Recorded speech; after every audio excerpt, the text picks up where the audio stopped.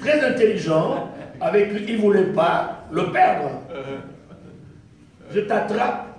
Eh bien, la prophétie sort et ceci révèle la lutte qu'il y aura entre deux nations. Ce sont deux nations qui sortent. Et Jacob a vaincu, Jacob va vaincre son père, Jacob va vaincre son frère Ésaü, Jacob va vaincre son beau-père, Jacob va recevoir la bénédiction. Jacob va avoir ses femmes et va partir plus loin. Mais Jacob est malheureux. Il est malheureux. Un bien mal acquis ne peut jamais apporter le bonheur. Vous comprenez? Apporte toujours le trouble, la dérange. Alors Jacob, dans sa quête, il dit non, non, je vais régler cette affaire une fois pour toutes. Seigneur, tu m'as parlé. Tu sais, Dieu est bon. On peut être dans l'erreur. Le fait que Dieu te parle ne signifie pas qu'il approuve tout ce que tu fais. Amen. Donc ça, n'oubliez jamais, il y a des moments où tu es dans le mal, mais Dieu te donne une prophétie positive. Et les gens croient que si, et les gens pensent, comme je disais, si j'étais vraiment dans la faute et dans l'erreur, pourquoi Dieu me ferait une telle promesse agréable? Non, non, non, non, non, non. En fait, Dieu nous manifeste sa bonté afin de nous attirer à la repentance. Amen. Donc Dieu ne nous montre pas sa bonté pour révéler sa faiblesse. Donc c'est là où nous parlons de la grâce. Amen. Donc malgré nos fautes, malgré nos erreurs, il nous aime. Donc il nous dit des bonnes choses. Non pas pour que nous puissions nous affermir dans le mal, Alléluia. Que nous puissions nous détourner du mal. Amen. Et Jacob n'avait pas bien saisi, mais plus tard, il dit, j'en ai marre, je suis fatigué. Il a plusieurs visitations. Il a une visitation à Luz. Il a rencontré, il dormait, il a vu une échelle dont les sommets touchaient le ciel et la terre. Et les anges descendaient et montaient. C'est ça, hein? Alors, hein? Tout à fait. Yeah. C'est ça, hein? Yeah, ah, d'accord. Alors les gens descendaient et montaient. Lorsqu'il s'est réveillé, il a dit, où? J'ai vu Dieu. Il a dit, non, non, je ne savais pas. Je ne savais pas. Je ne savais pas que là où j'ai dormi, c'est vrai que c'était la maison de Dieu. Il a appelé, il a débaptisé la ville qui s'appelait Luz. Il a appelé Bethel, qui signifie la maison de Dieu. Je ne savais pas que Dieu était ici. Sur une parenthèse importante, tu peux être là où Dieu se manifeste, ne pas le savoir. Continue à chercher Dieu et pourtant il est là où tu es. Tu dis, hein, Dieu, tu es où? Dieu, tu es où? Hein? Tu es où? Tu es où? Mais il est là où tu es. Mais c'est toi qui ne le sais pas. Et il faut une révélation pour que tu le saches. Nul que la révélation, Jacob n'aurait pas su que Dieu était avec lui. Et que Dieu se manifestait dans sa vie. Il a dit, oh Dieu est ici, il est ici. Il va faire des promesses. Il a dit, tout ce que j'aurai comme avantage, je prendrai ma dîme, je vais donner Jacob, voleur. Tu comprends? Il a à Bethel, il rencontre Dieu. À Manahaïm, il va rencontrer une troupe d'anges. Une troupe, je ne sais pas, une troupe d'anges. Était-il en retraite? Je ne sais pas. Il dit, mais j'ai rencontré des anges, malgré son état de péché, il y a une troupe d'anges qui l'accompagne. Les amis, la génération actuelle a un problème. Une génération insensible. Une génération qui esquive. Dieu veut le toucher. Mais constamment en quête. Combien de fois nous ne sommes pas allés de retraite en retraite? Cette retraite, on dit la retraite de miracle. Pas des miracles. Un miracle. Un mois passe, 2 mois passent, 3 mois passent, une année passe, et rien ne se passe. 2 années, la deuxième année, la retraite de grandes merveilles. Pas des grandes merveilles. Toute une année passe, pas des grandes merveilles. L'autre est là, visitation céleste. Pas des visitations célestes. Open heaven. Les ciels ouverts. Open heaven. No heaven is getting open. You know, everything remains closed. It seems like heaven doesn't want to. Okay, can I carry on? Yeah, go ahead. Okay. Vous n'allez pas me voir en français. Les amis, je continue en français parce que il y a des gens qui doivent comprendre le français, n'est-ce pas? Eh bien, les amis, c'est ce qui se passe où, quand on n'est pas vrai avec Dieu, cette génération, il n'y a plus de larmes à l'église. Il n'y a plus de larmes. Plus de larmes. Il n'y a plus de larmes. Les gens, quand ils pleurent, ma bénédiction. Mon mariage. André est parti. Marie-Josée, aïe.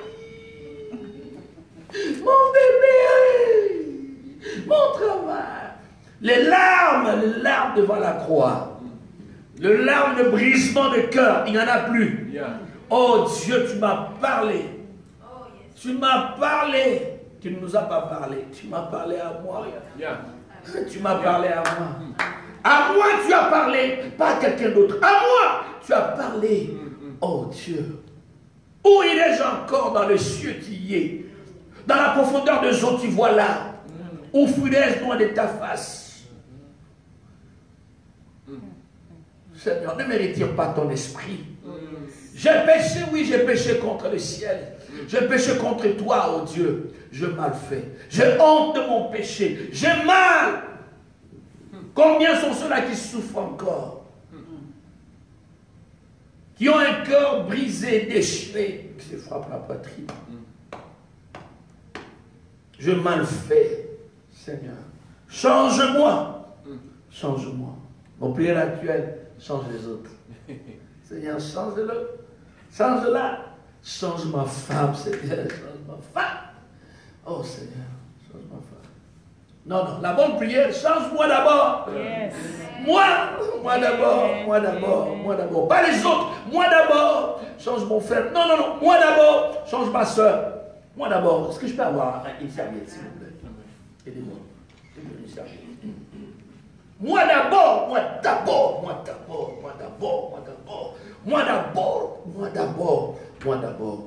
Tout ce temps, ma prière, c'est cela. Je dis, Seigneur, pendant tout le temps, quand vous priez, vous louez Dieu, je continue à prier pour moi. Je dis, Seigneur, je sais, tu m'as révélé encore une chose dans ma vie. Pendant qu'ils ont prié, une révélation de moi-même est venue. Je dis, oh Seigneur, j'ai plié ma tête baissée. Je dis, Seigneur, oh, change-moi dans ce domaine, change-moi.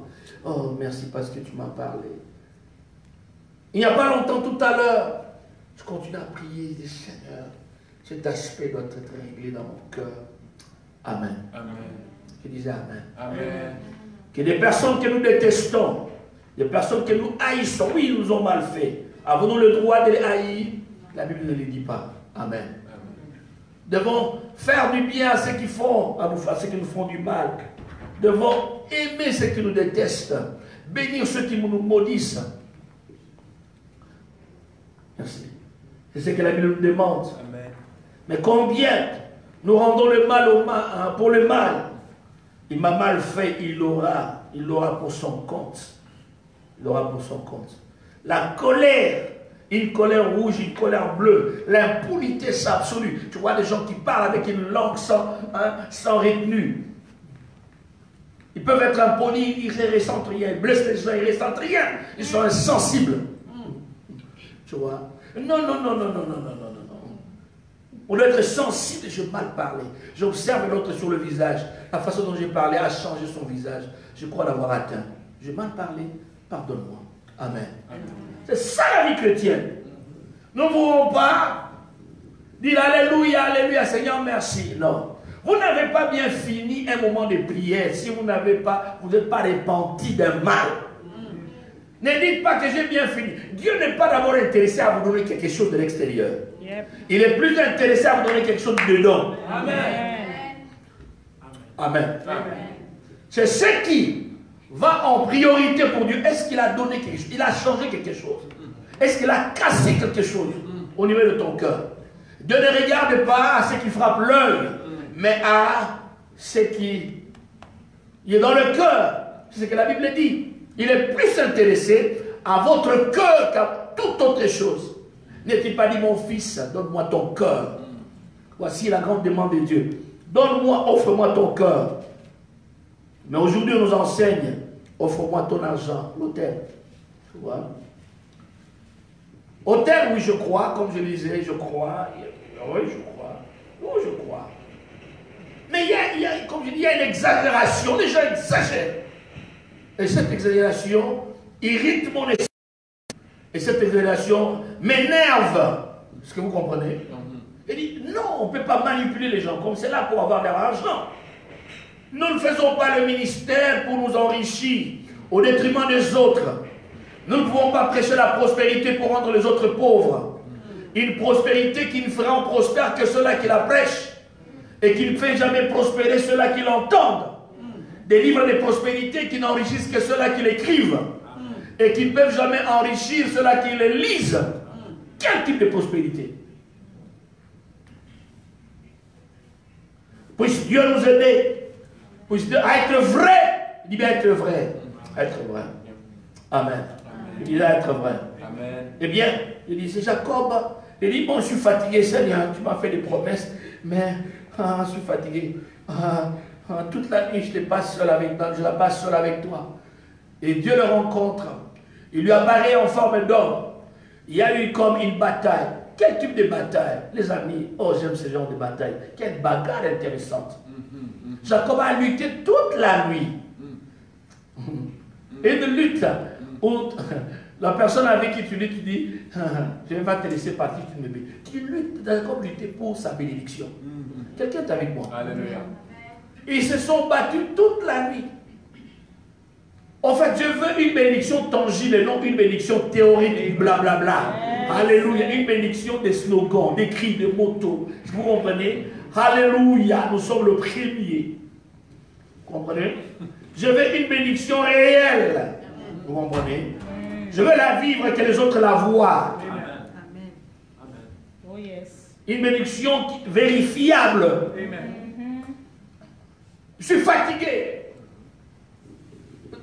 L'ange de l'Éternel le frappe là. Nous l'avons dit, nous l'avons lu. Il a commencé à boiter. Quel est ton nom?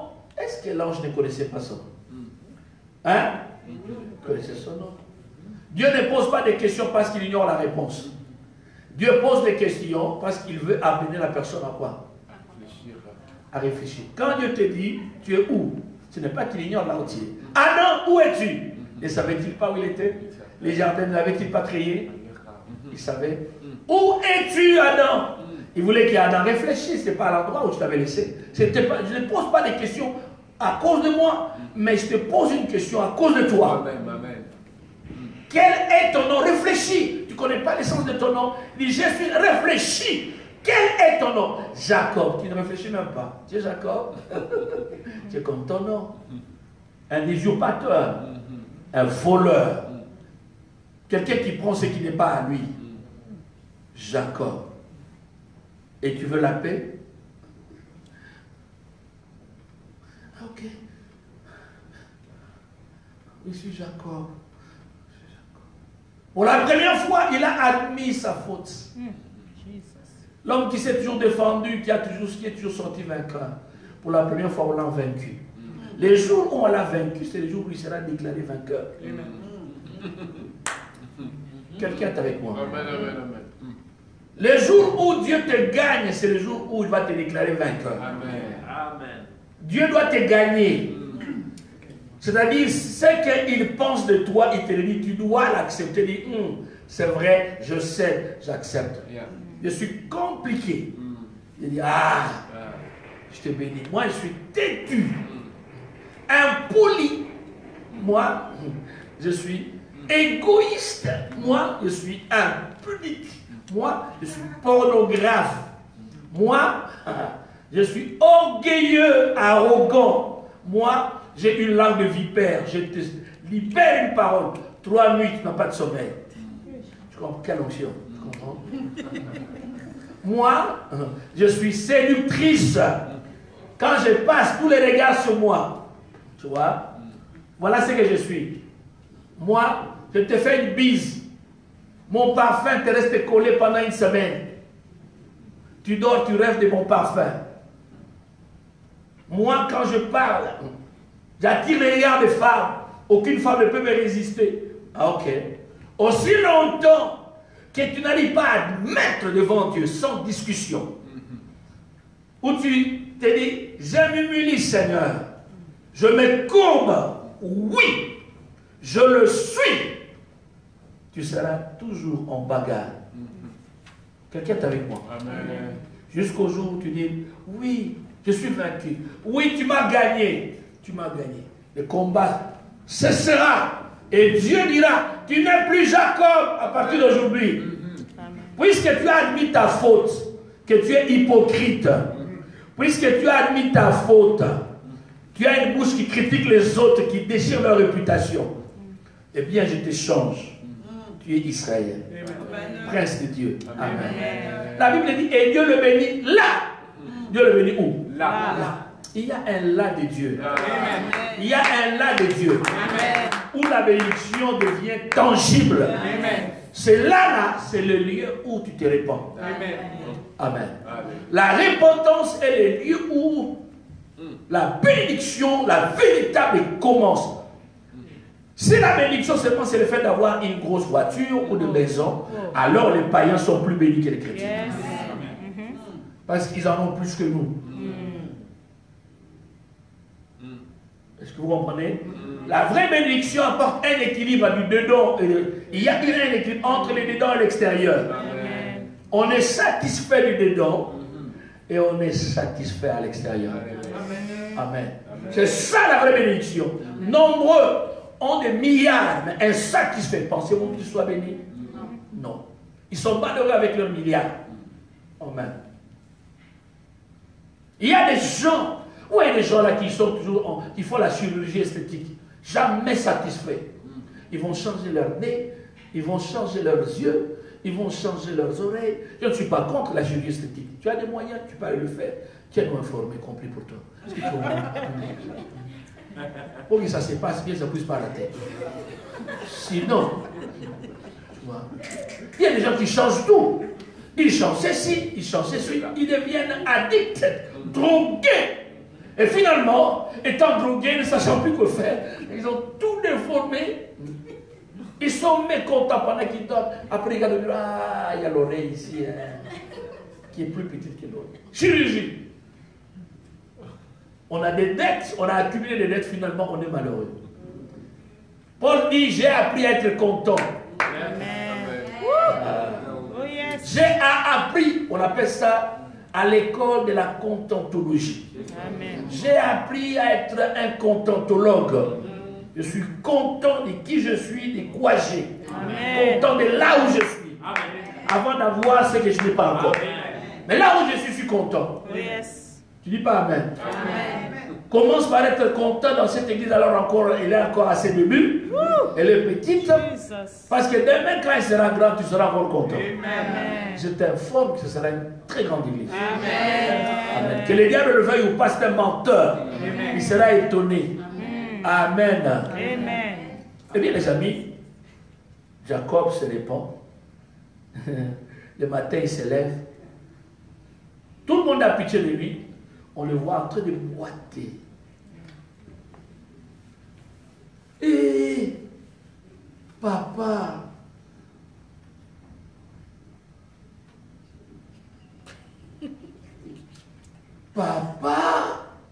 et je dis, tu ne peux pas rencontrer Dieu, continuer à marcher comme avant. Amen.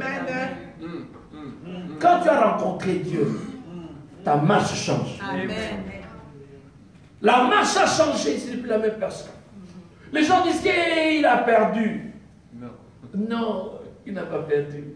Il dit, papa est sale, il a la poussière partout. Qu'est-ce qui s'est passé? Je me suis battu. Où est l'homme avec qui te battu? Non, vous ne saurez pas vous battre avec lui. Et cet homme-là, il est plus fort. Il t'a fait quoi? Il m'a béni. Amen. Nous disons Amen. Amen. Eh bien, laissez-moi vous dire, je terminerai avec ceci pour que vous puissiez comprendre. Nombreux ratent leur bénédiction. Pourquoi? Ils ne veulent pas être brisés. Dieu doit te briser pour changer ta démarche. Dieu doit te briser pour changer ton langage. La façon dont tu parles parce que tu n'as pas été brisé. Ouais. Il y a des gens qui disent, moi j'ai toujours parlé comme ça depuis que je suis né. Non! Non. Quand tu es brisé, ta manière de parler fait quoi? Change. Moi je ne parlais pas comme ça. Ah Dieu! Tant que tu vas dire, moi Dieu! C'est comme des gens qui ont grandi dans certains cas, ils disaient, ces gens-là aimaient se battre. Ces gens-là, pour rien, ils se battaient. Mais aujourd'hui, ils ne se battent pas. Ça fait combien d'années on ne sont plus battus? Des années. Des années, je vous assure. Aujourd'hui, tu veux te battre, je vais fuir. Je vais me toucher, je fuis. Parce que je n'ai pas de réflexes. Si vous comprenez. Il m'a touché. Je dis bien, il m'a touché. Il m'a touché. Il m'a touché. Il m'a touché et il m'a changé. Il m'a touché, il m'a changé. Il m'a touché et il m'a changé. T'a-t-il touché? Est-ce qu'il t'a changé? En quoi? Quelqu'un est avec moi? Amen. Il m'a changé. Dis, ah bon papa? Oui, il m'a changé. La fausse repentance, c'est que nous trouvons dans 1 Roi 14. Je vous donne un seul exemple dans la Bible de la fausse repentance. 1 Roi 14, lisez avec moi, verset 21. Quelqu'un lit. 1 Roi 14. Qui a lu? Qui a trouvé? Roboam, fils de Salomon, régna sur Juda. Ok. Il avait 41 ans lorsqu'il devint roi. Verset 22. Juda fit ce qui est mal aux yeux de l'Éternel. Écoutez ça.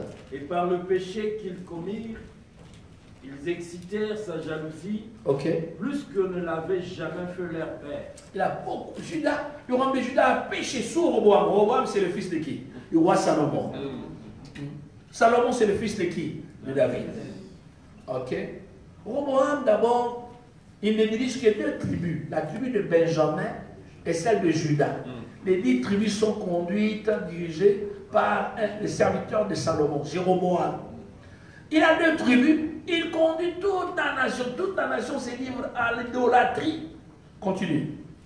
Ils se bâtirent et aussi de hauts lieux. Ils se bâtirent de hauts lieux. Avec des statues et des statues sur toute colline élevée et sous tout arbre vert. Ok. Il y eut même de prostituées dans le pays.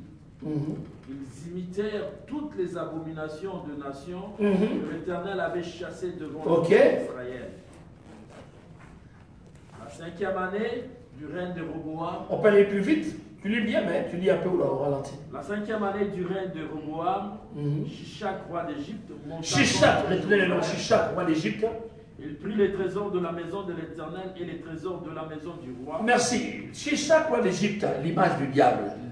À cause du péché, à cause des abominations, à cause de l'immoralité, à cause de l'idolâtrie, Shishak, le roi d'Égypte, l'image du diable, il est venu. La Bible dit il est venu prendre quoi? Les trésors de la maison de Dieu et les trésors de la maison du roi. Vous êtes avec moi? Amen. Ce qui représente la gloire dans la maison de Dieu, il a pris.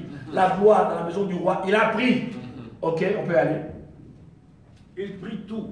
Écoutez. Il prit tous les boucliers d'or que Salomon avait fait. Soulignez, il prit tous les boucliers d'or que Salomon avait fait.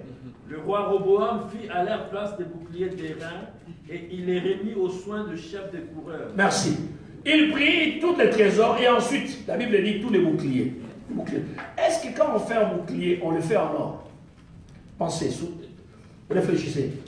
Un bouclier a pour rôle, c'est de protéger, n'est-ce pas? On ne peut jamais faire un bouclier en or. L'or n'est pas une matière solide pour protéger contre les flèches. Salomon fait des boucliers d'or. Ce n'était pas pour la guerre, c'était pour manifester la gloire. Quelqu'un est avec moi? Amen. Manifester la grandeur de Dieu. C'était des symboles. Les boucliers étaient là pour dire la gloire de Dieu est en ces lieux. Ce n'était pas pour la guerre, c'était juste représenter, refléter sa grandeur, sa magnificence. Mais puisqu'ils ont péché, terriblement, sans vouloir se repentir, le roi Shishak d'Égypte vient, et il prend les trésors de la maison, les trésors de la maison de Dieu, de la maison du roi. Et la Bible souligne, les boucliers d'or sont partis, c'est-à-dire la gloire est partie. Donc quand Roboam, qui n'avait pas amené les boucliers, il avait trouvé la gloire, il avait hérité la gloire. Il constate, Et les boucliers sont partis. Et maintenant, si les gens viennent, ils vont constater les boucliers ne sont pas. Et ils vont se bouclier. Bon, les boucliers, les trésors de la maison peuvent partir. Mais moi là, moi, mon honneur, ma respectabilité, ma gloire, ma personnalité, ma dignité, qu'est-ce qu'on va dire? Il y a un vide, il y a un vide. Et pourquoi Dieu a permis que cela soit pris? À cause du péché. Quelqu'un est avec moi? Amen. Il dit non, il faut couvrir cette honte et cette humiliation. Comment couvrir? Il dit, il faut remplacer. Dites après moi, remplacer. Il a remplacé les boucliers d'or. Il a placé les boucliers d'airain. Hier, il y avait des boucliers. Mais ces vrais boucliers sont partis. Et maintenant, il y a des boucliers pour couvrir le vide. Le vide n'est plus là. Les boucliers sont remplacés par les boucliers. À la différence suivante. Les premiers étaient noirs. Les seconds sont. Il y a perte de valeur. Il y a perte de gloire. Juste pour couvrir. Combien aujourd'hui, au lieu de se repentir, ils se couvrent. Ils cherchent quelque chose de similaire. L'impressionnisme. Je ne veux pas montrer aux gens que j'ai perdu. Je ne veux pas montrer aux gens que... Non. Je ne veux pas montrer aux gens... Oh non. Je vais vous faire voir que je suis toujours là. Quand Samson avait perdu sa chevelure, il n'avait pas cherché les perruques. Il avait attendu que le vrai cheveu puisse pousser. Amen. Amen. Amen. Quand tu as perdu, il faut reconnaître, j'ai perdu. J'ai perdu, Seigneur. Amen. Ce qui est vrai, ce qui est authentique. Amen. Amen. Ne cherche pas à remplacer juste pour ta gloire, pour ta respectabilité, pour ton honneur. Voilà pourquoi aujourd'hui l'église a un problème. Quelqu'un qui n'a plus de vie de prière, mais quand il vient à l'église, il veut montrer aux gens qui peut dire Éternel, tu es l'agneau de Dieu. Éternel, tu es le Dieu de Dieu, le merveilleux.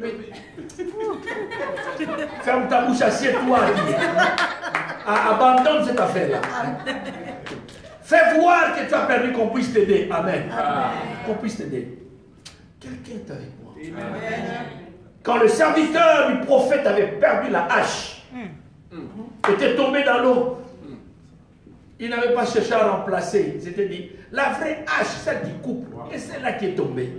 Il ne faut pas chercher à remplacer quelque chose de pareil, de semblable. Ça ne va jamais trancher. Ils ont dit, la hache, le fer est tombé. Ils ont crié, le fer a fait quoi? Il est tombé. Il est tombé. Il faut reconnaître. Souviens-toi d'où tu es tombé et répands-toi. La Bible dit, souviens-toi d'où tu es tombé et répands-toi. Sinon, je viendrai à toi et j'ôterai les chandeliers de sa place. L'église ne veut pas se repentir. Messieurs, tu as péché. Messieurs, tu as violé une femme. Messieurs, tu as humilié des filles. Messieurs, tu es porteur des images porno. Messieurs, tu reconnais. Tu comprends? Reconnais, messieurs. Arrête ce que tu fais. Arrête tes voyages. Messieurs, humilie-toi. Dis, je ne prêche pas. Je m'assieds. Que Dieu me restaure. Et les gens vont apprécier. Amen. Quelqu'un est avec moi. J'ai mal fait, j'ai mal fait, j'ai mal fait. L'église loue n'importe qui. L'église loue même ceux-là qui sont arrogants. Aussi longtemps que leur don fonctionne, ils les louent, ils les acclament. Tout ce que l'église loue aujourd'hui, les ciels ne louent pas forcément. Amen. Voilà pourquoi, généralement, j'ai mon avis. Il y a des gens qui disent, oh, c'est toi qui l'appelles, c'est pas moi.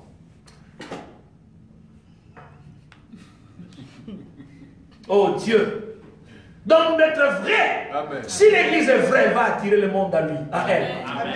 Aussi longtemps que l'église sera fausse, le monde dira pourquoi là l'église? Pourquoi nous sommes pareils? Oui, nous sommes pareils. La différence, vous faites seulement en cachette, c'est que nous le faisons en public. Pendant vos fiançailles, vous couchez ensemble. Vous comprenez? Vous êtes marié, vous nous montrez que vous êtes fiancé. Vous êtes... je ne sais pas si vous comprenez. Hein? Je parle de l'église en général. Vous comprenez. Et des gens qui tapent leur femme et qui viennent à l'église, qui lèvent la main. Alléluia. Quand vous leur donnez les prières, ils prient avec une grosse voix. Éternel notre Dieu, tu m'as vu. Mais tu as tapé. Pourquoi le Père dit, moi je tape, je cogne. Il a eu un coup de tête. Je comprends. Et je lisais là un pasteur qui a tué sa femme. Vous avez appris ça? Vous comprenez? Quelle honte, quelle humiliation. Tu vois? Et après une prédication, il va prendre son âme. Mais Dieu merci, la femme n'est pas morte. Lui-même est mort. Croyant que la femme est morte, on allait l'arrêter, il s'est donné la mort. Mais la femme, quoi qu'étant dans une situation critique, il est encore en vie. Que Dieu nous aide à être vrais. L'église n'est pas un lieu de blague. On ne vient pas blaguer à l'église. On ne fait pas la cour aux filles à l'église. Non, on ne drague pas les filles à l'église. On ne séduit pas les hommes à l'église. Non. Non. On ne devient pas pasteur pour séduire les filles. Non. Non. Non. Non. Amen. Non. Amen. Amen. Amen. Non. Non. Il y a des pasteurs qui sont gentils avec des sœurs, qui n'écrivent aux sœurs. Qui sont pères spirituels de toutes les filles du monde. Vous comprenez? Ma fille. Ma fille. Ma fille. L'histoire des daddy là a perdu même le sens. Le faux daddy. Vous comprenez? Les enfants qui dadanisent tout le monde. Daddy, daddy. Ça a perdu le sens. Des daddy qu'on déshabille. Est-ce que vous comprenez? Daddy, enlève le pantalon. Daddy, fais descendre la culotte. Daddy. My daughter, enlève la jambe. My daughter. Enlève le soutien. My daughter. Amen. Quelqu'un est avec moi? Amen. La vraie repentance. Un chrétien peut faire chez oui. Il dit, oh, j'ai mal fait, il se frappe la poitrine. Il dit, Seigneur, pitié, et voici. Amen. Et voici, Seigneur, pitié de moi, change-moi. Oh Seigneur, change-moi, change-moi, change-moi. Que Dieu bénisse sa parole. Amen.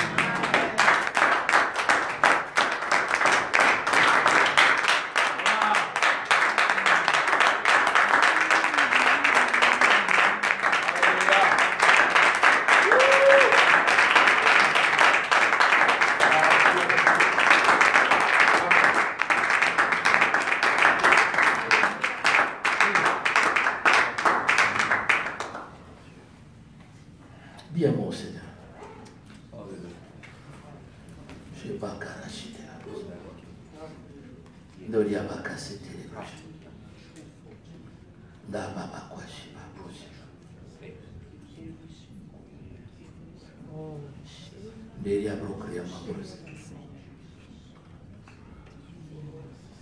D'apprêter la cicatrice. Dépositer.